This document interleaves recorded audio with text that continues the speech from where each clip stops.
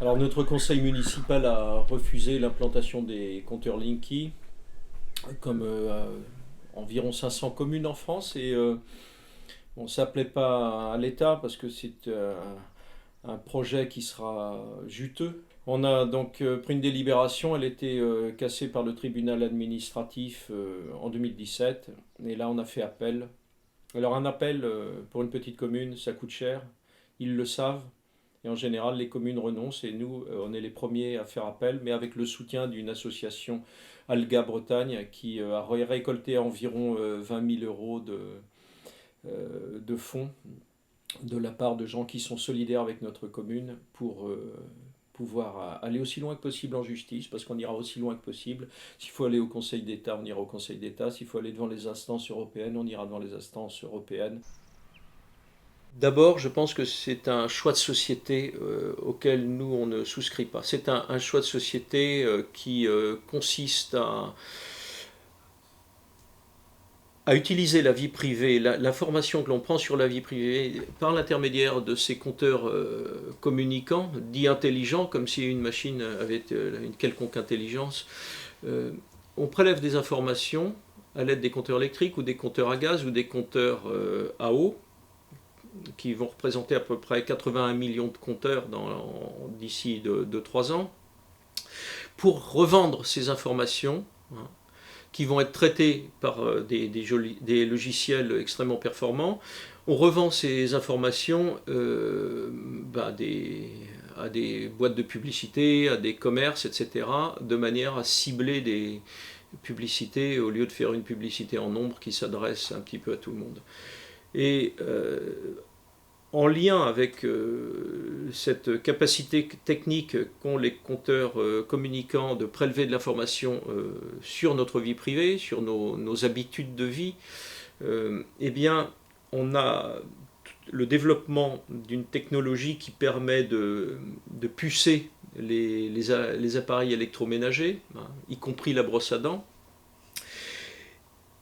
Et cette information prélevée par les puces est transmise par l'intermédiaire de ces compteurs et d'antennes relais ensuite, et transmise à des boîtes qui s'en servent là encore pour nous prendre comme des cibles de leur démarche publicitaire.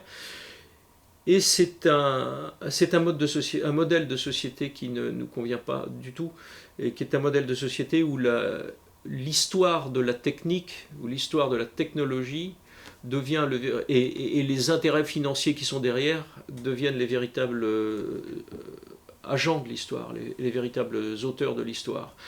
C'est une histoire de la machine, comme disait Sartre dans la critique de la raison dialectique. C'est pas du tout une histoire faite par les hommes qui posent des choix en fonction de valeurs qui cimentent leur vie collective.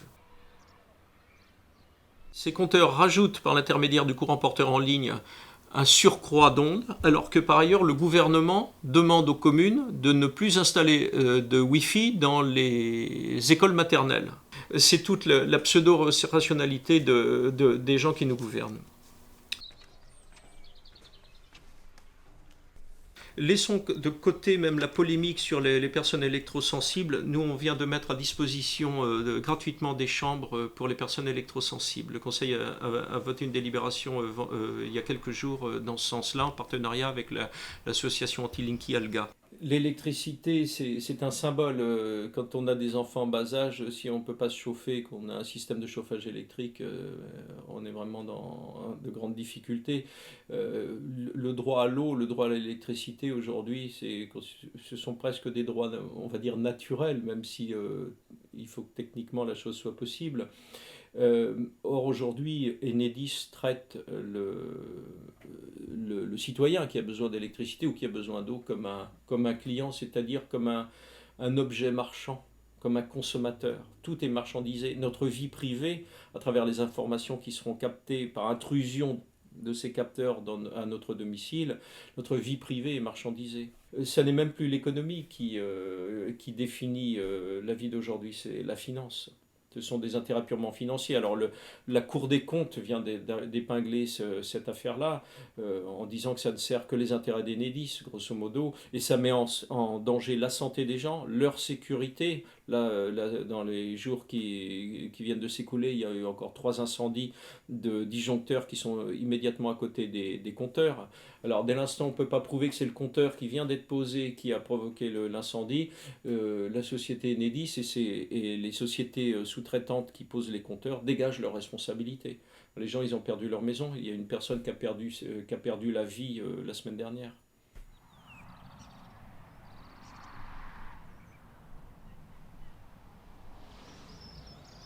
Vous savez, quand votre smartphone, il envoie à peu près 200 informations à l'heure à Google, sans que vous fassiez rien du tout.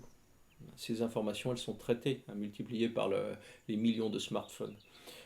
Chaque jour, il y a 244 milliards de mails qui sont échangés. Il y a 350 millions de photos qui sont traitées.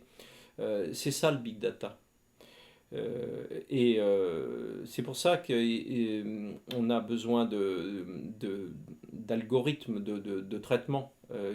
Les algorithmes, ce sont donc des modèles mathématiques, mais qui définissent qui permettent de prendre des décisions. Or, comme le disait Michael Jordan, qui est un professeur de Berkeley, lorsqu'on traite une masse d'informations aussi importante, les erreurs dans le traitement, parce qu'il y a toujours des hypothèses de causalité entre des phénomènes que l'on prend comme des effets et d'autres phénomènes que l'on suppute être des causes, eh bien, les erreurs de traitement sur ces rapports de causalité entre phénomènes peuvent conduire à des risques majeurs et à des décisions catastrophiques. Là aussi, il y a une dimension sécuritaire qui est alarmante. En Suède, ils sont connectés pour les compteurs électriques depuis 2003. En Suède, il y a déjà 3000 personnes qui ont une puce sous la peau pour ouvrir leur portail, leur digicode, payer leur ticket de métro, etc. C'est ça qui se profile derrière. Alors, malgré tout, il y a des gens courageux, il y a des citoyens éclairés, en tout cas dans l'intention, qui cherchent à comprendre. Même s'ils se trompent. Moi, j'ai peut-être tort. Je suis peut-être avec mon conseil municipal en train de fabuler. On est peut-être en train de se faire peur, j'en sais rien. Mais je préfère prendre le risque d'avoir tort tout seul plutôt que d'avoir tort avec le troupeau de moutons. D'ailleurs, j'en ai l'habitude de prendre d'avoir des engagements un petit peu solitaires, y compris lorsque ça n'est pas du tout polémique. On était la première commune sur le canton à mettre des panneaux photovoltaïques, par exemple.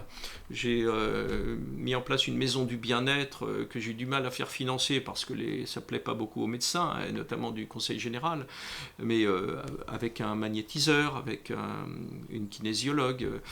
Les enfants d'aujourd'hui qui consomment à outrance des niaiseries sur les écrans, évidemment, sont quasiment lobotomisés avec la bénédiction des parents, parce que pendant ce temps-là, ils leur foutent la paix. Et ça, c'est catastrophique. On le voit dans les écoles. L'absence de maîtrise de la langue, l'absence de culture, l'absence de lecture. Pendant des années, on avait une permanence, une bibliothèque dans une petite commune. C'est extrêmement difficile. Il faut faire appel au bénévolat. On ne peut pas financer quelqu'un pour être là le samedi matin. Il y avait 2 familles d'inscrites à Beauvais. Les gens, dès lors qu'ils ne lisent pas, ils ne peuvent pas se nourrir leurs pensées. Et l'école et les enseignants qui sont formés aujourd'hui, bien souvent, ne sont pas des lecteurs. Et l'école n'arrive plus à assumer son rôle. Donc, en tant que citoyen, quand on n'est plus capable de lire, de donner du sens à ce qu'on lit, quand on n'est pas capable de lire sa facture d'électricité, de lire le règlement d'un plan local d'urbanisme en matière de construction, on est démuni, on ne peut plus être libre. Si je ne maîtrise pas la langue, si je ne maîtrise pas la lecture, je ne peux pas être un citoyen libre et éclairé. Et du coup, l'enjeu, c'est la démocratie. La démocratie, elle n'est plus légitime. Dans les instructions officielles de 1985 pour le collège, Jean-Pierre Chevènement, qui était ministre de l'Éducation à l'époque, écrivait « Il faut réaliser la démocratie ».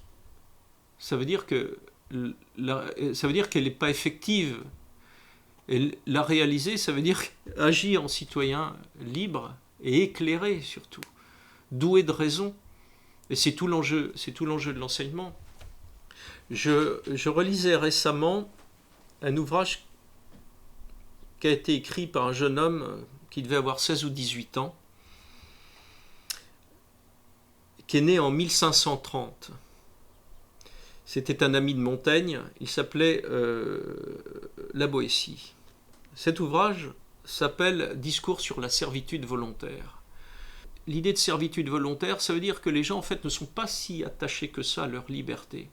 Ils préfèrent que l'État ou leur mère pensent pour eux, agissent pour eux, pour ne pas avoir eux-mêmes la charge de se demander ce qui est bien pour leur société, ce qui est bien pour leur vie personnelle.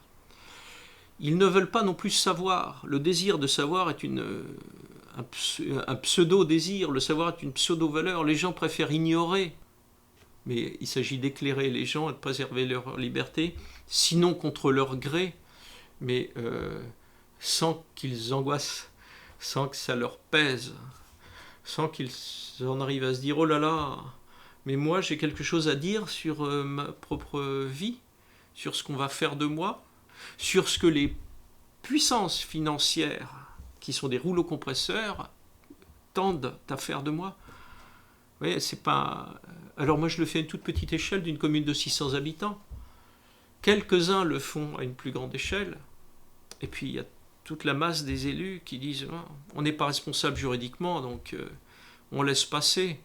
Ou laissons les anti-lobbyistes s'agiter vainement dans leur coin et s'effaroucher.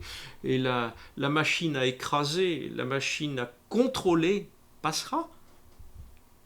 Je préfère être né dans les années 50 qu'avoir l'âge de mes enfants. Et personnellement, si je m'engage dans ce combat, c'est pas par courage, c'est parce que tout petit, moi j'étais bercé, pas bercé, mais enveloppé par les récits de la guerre 14 de mon grand-père, qui avait fait le chemin des dames, qui avait fait Verdun. Et je me dis, mais si on a des ascendants qui se sont battus, qui ont risqué leur peau à cause des lubies de nos gouvernants, et que nous, petits-enfants, on n'est pas capable d'agir conformément à ce à quoi on est attaché, mais notre vie n'est pas digne. Fort heureusement, cette expérience de la lutte du pot de terre contre le pot de fer, qui est notre combat contre Linky, m'a permis de rencontrer des gens dans des collectifs qui, eux, ont le souci d'être éclairés, ont le souci de comprendre, ont le souci de décider de leur vie personnelle, et surtout ont une extraordinaire générosité, un extraordinaire sentiment de solidarité financière, morale, d'échange d'informations. Et il y en a partout, sur de multiples sujets de société, il y a des gens comme ça. C'est ce contre-pouvoir qui nous permet de garder malgré tout une vision pas complètement noire du monde dans lequel on vit.